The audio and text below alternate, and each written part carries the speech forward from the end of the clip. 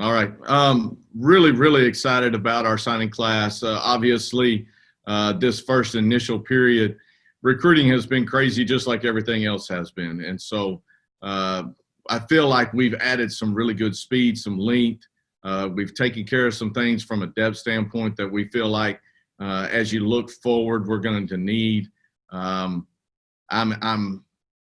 obviously excited about what they're going to bring to the table. And we're going to continue to keep building this class up until the next signing day in February. But, the commitment and the dedication that these guys have had that have been committed to us for several months now and been a part of this, even though recruiting has been different, this is such a special occasion for them and their families and all the work that they've put into it. And I can't tell you how excited I am to add these young men to our family. I wonder, have you ever had a signing class, with this few of people? And is that partially the pandemic? Is it the two signing days, or what would you think played into that? Yeah, I think all of it is probably a factor to it. In addition to, this being a blanket year, and what does that mean for your seniors, and how many of those guys are coming back, and as you kind of play your way through all of it. So, our numbers are what they are right now. I feel good about that as we continue to look forward. And then obviously as we continue to evaluate and move towards the February one, you got to remember most of these guys that we signed today and the guys that we are still recruiting at this point, most of them had been to campus.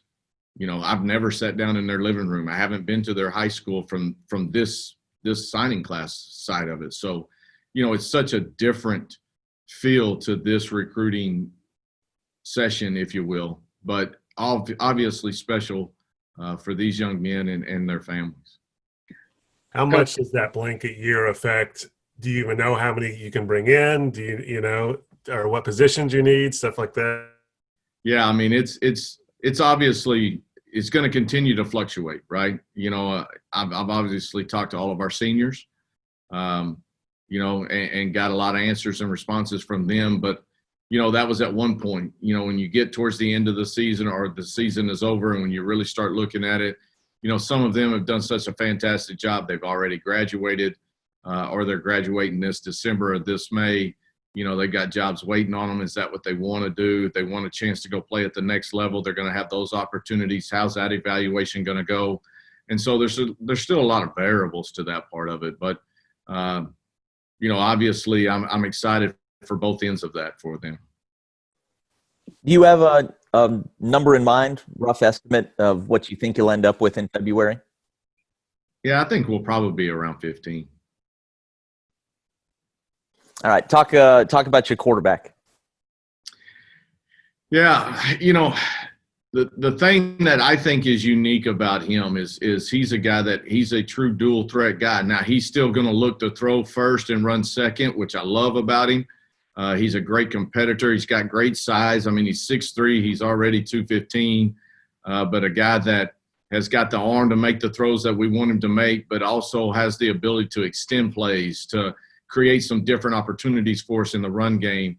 He'll be different than really all the quarterbacks that we have in our room right now because of that aspect. And so his leadership, the way he's reading coverages right now, the way he's delivering the football and the way he's extending plays, I just think brings a level of excitement to what he's going to be able to do and what we do offensively. And maybe you don't know the answer to this, how soon do you see that positive momentum from the season you guys have had? Is it happening in season? Are guys starting to get more and more excited about what you guys are doing as you guys continue to win games? Or is that something you see at the end of the season, going into the next recruiting class, et cetera, et cetera? Yeah, I think you're starting to see it now, and you'll see it more as we finish up the season and as we get really more into January, into February. There's so many different layers to recruiting, and there's going to be that negative recruiting side that people are going to throw at you, and then there's going to be obviously all the positive parts of it. And so, for us, we felt like we have continued to build our program and continue to add depth in areas and to continue to recruit athletes that have to be able to play in this conference, because let's let's all agree that this is a power conference, and the teams that play in it are very, very talented. So we've got to continue to keep raising our standard, keep raising the bar, if you will, and continue to keep bringing in guys that compete at a really, really high level. Just because I'm curious, how much are you involved in the digital social media side of things? Because that's kind of the big thing nowadays for these signing days, is your departments to put out these cool videos and the tweets and all that. Are you heavily involved in that, or are you just kind of the one that's retweeting it and sending it out? No, I mean, our people do a fantastic job of it, right? For me to go in and create some crazy tweet, I can't do that, right? But Sam Laz has done an unbelievable job here in our social media aspects of it, right? He and Diane kind of work hand in hand with that and just continue to bounce ideas, create all these creative thoughts. You know, they run them across my table, and I'm saying, yeah, that looks awesome. Are you going to really be able to do that? And then they turn it around and make it happen. So I've got to give them all the credit for that part of it. But we are all involved, yet those are the headhunters of it. All right, your thoughts on how it's gone, not being able to do this in person, and just probably it has to be all Zoom or virtual visits and everything else that goes into it. We hear people saying a lot of this stuff may stick around going forward. Did you hate it? Did you come to hate it less? Do you love it? Just your thoughts on that. I'll pretty much stand that I hated it. Just can't get out, and you're talking about trying to be able to go evaluate kids. And that's where you really, I think our coaches do a fantastic job of being able to find that kind of diamond in a rough guy that you see so much potential in, that his ceiling is really, really high. You're evaluating everything right now off of tape. You don't really you're trying to get to know his personality. You're trying to get to know his family. You're trying to get to know all those little things that are so important as you're building your program. And that's difficult to do on the phone or via Zoom. But to be able to sit down and look a kid in the eyes, look his parents in the eyes, and create that bond and that lasting type of trust, that's what you're trying to do right now in this recruiting class. And it's very difficult to do when you have to do it over the phone. Philip, are there any evaluation hazards with that of kids, or can you get a pretty good sense still just by watching Huddle and YouTube highlights, video highlights, that kind of thing? Yeah, honestly, I think it's harder because, if we were just honest, right, I can throw together a highlight tape that can make anybody look good, right? If you're pulling, hey, I'm going to pull 10 to 15 plays over a course of a year, I can probably find 10 or 15 plays that make that happen. So I think our coaches have done a really good job of, you can't just look at a highlight tape. You can't just look at a YouTube cut up. We've got to go back and really study tape from games and see how that player has really played throughout the game, see what his level of passion is about the game. How hard is he playing? Is he taking plays off? Is he being physical here? Is he really doing a good job? He ran a great route here, but he didn't get the ball. Or he's on the backside of it and he's not the primary route and he's just jogging. All of those little things that you got to try to figure out and take into place. And you get to see those things when you get to go watch them play a game or go watch them in practice and get to evaluate them from that standpoint. So it's made it a little bit more difficult, and we've had to do a lot more research and try to get as much information as we possibly could as we're evaluating these guys. And if you don't get a chance to get in front of these kids face-to-face this year as much as you'd like, are there ways to make up for that? Do you talk to high school personnel, school personnel more often to try to make sure you've got a pretty good character eval going, or is there just no substitute for the face-to-face? Well, I don't know that there's a true substitute for the face-to-face, and all the things that you said we're doing when we are there face-to-face. If we're going to the school, I'm talking to his high school coach, I'm talking to his counselor, I'm talking to his math teacher, I'm talking to the janitor that cleans the weight room afterwards. What kind of kid is this kid when he's not got all the eyes on him? And so you're not getting to have as many conversations as we normally would have as we start gathering this information, but we are still reaching out to all of these type of people to try to figure out, who this kid is and making sure he's a good fit for our program, that he's a good fit for our university, And then he's doing the same thing. He's asking those type of questions to us. And you're trying to be as open and honest as you can as you go throughout this evaluation, because we want it to be a good fit on both ends. Coach, if you can't say, you don't have to, but give me the general consensus of what your pitch was, knowing that you can't bring a kid on campus this year. Like, I guess, tell me like how you were your pitch to say, hey, come play for Tulsa. Well, I mean, obviously it's one of those deals that we talk about within our program. Faith family football has always been the forefront of it. We're going to be really, really honest with you up front, whether, take Shoulders, for instance. I mean, he's playing running back at Katy. But, we told him straight off the bat, hey, we're recruiting you as a receiver. Is this something that you're interested in doing? And letting him know that this is what we're thinking. This is where we see you. Does that fit into your realm, or do you feel like you're a running back all the way? And just being honest and upfront with those guys and trying to build that trust. Obviously we're going to stress the importance of getting your education, and this is going to be a great institution to do that. We're going to talk about the conference that we're in and the level of play.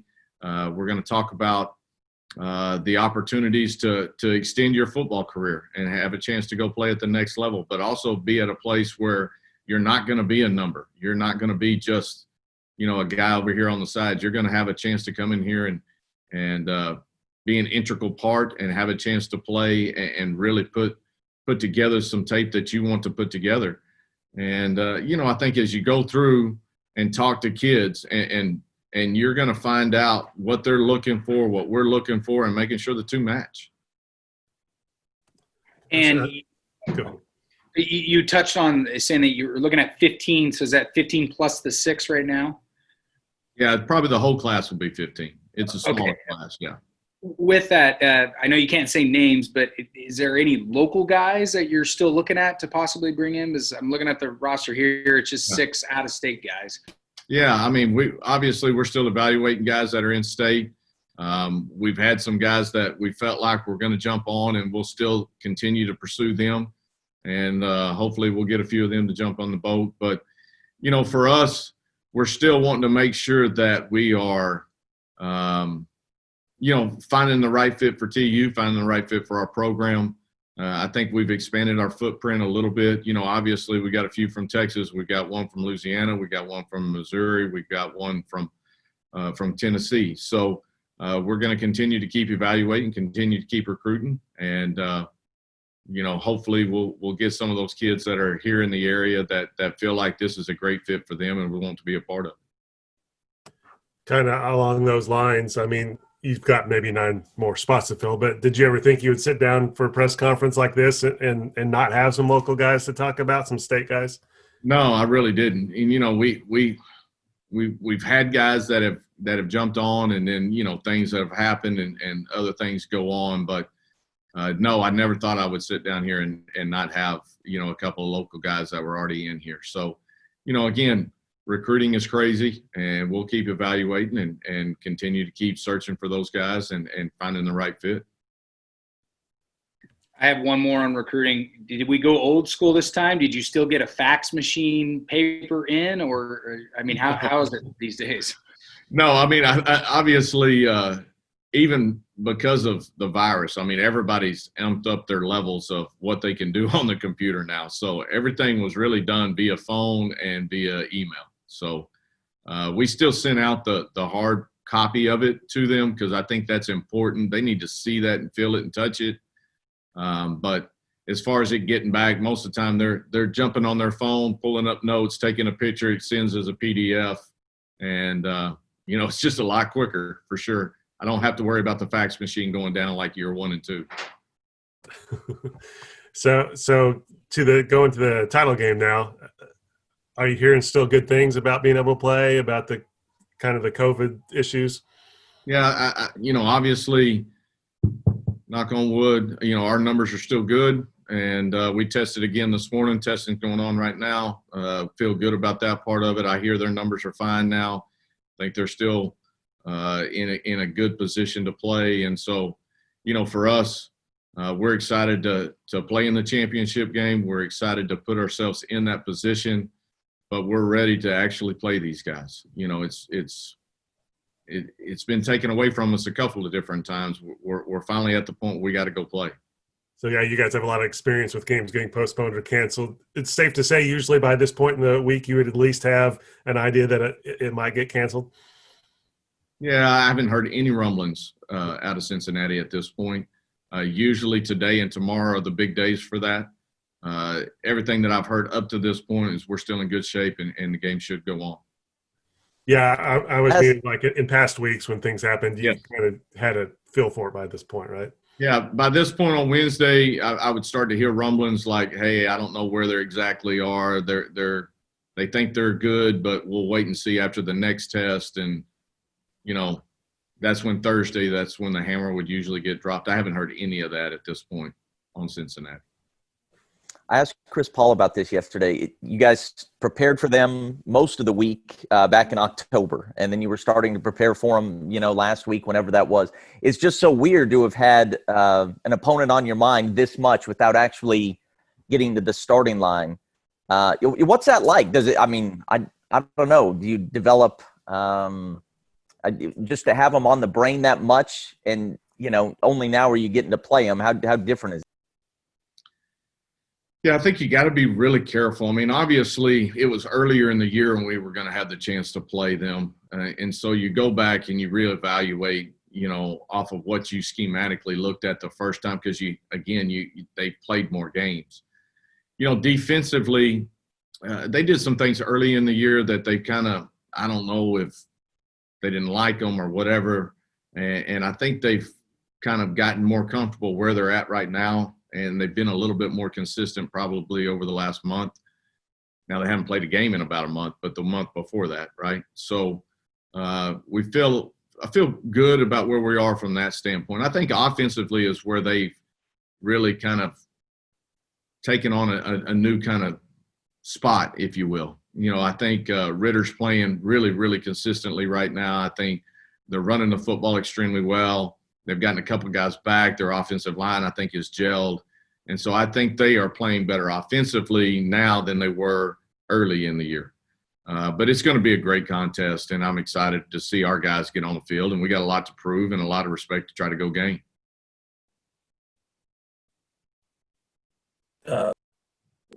Philip, Mike Gundy this morning spent a few minutes on the 85 scholarship number.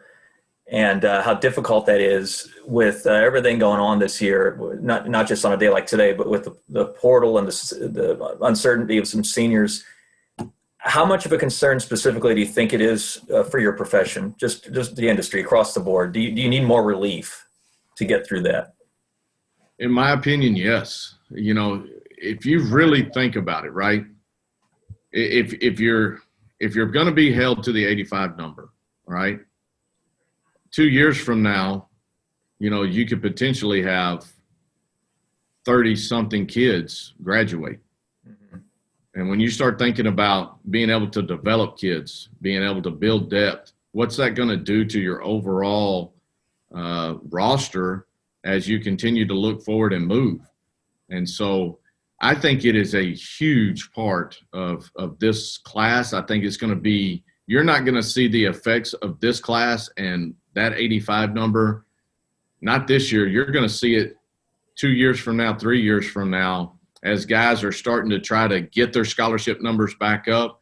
If you are held to the 85 number and then you have that big exit because of the two classes graduating together, are you going to be able to sign more than 25?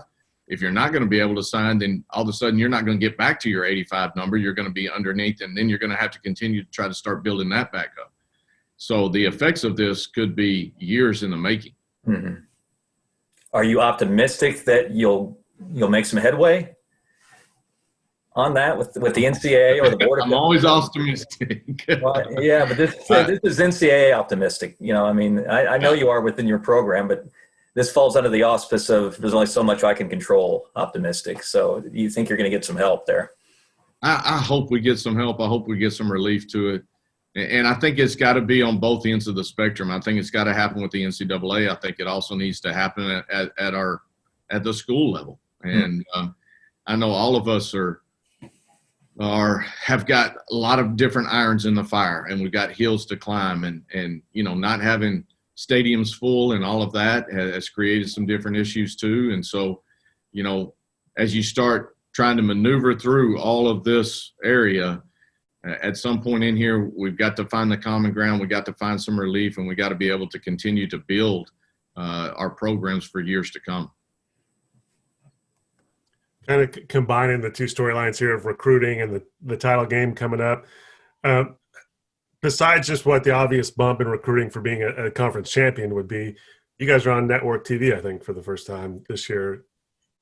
If you were to play well, beat a top 10 team, have a 3.5-hour commercial of TU football in the program. I mean, not to put any more pressure on you guys for this game, but that could have a huge bump as well, right? Oh, it's in my opinion, it's priceless, right?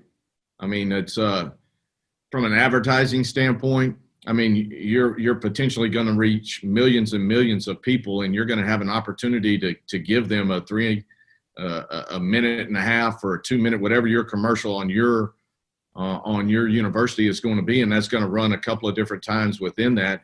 And then on top of that, you get to display your university and your program. Kids get to see what you're about, offensively, defensively, coaching staff, the way you handle kids on the sidelines.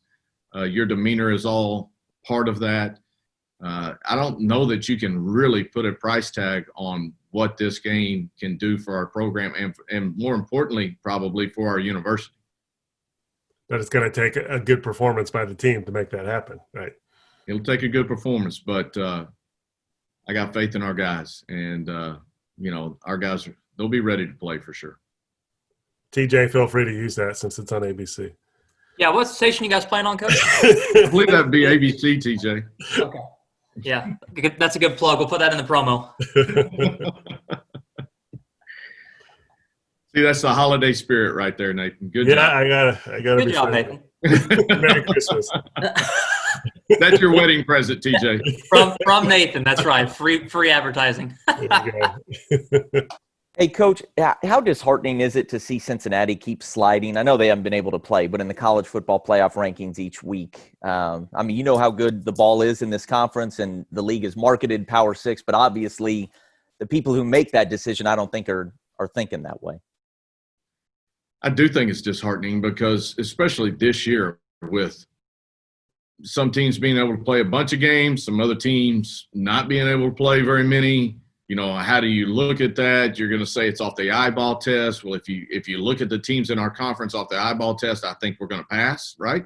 You look at our conference top to bottom, eyeball test, and what we've done from a scheduling standpoint, it should pass.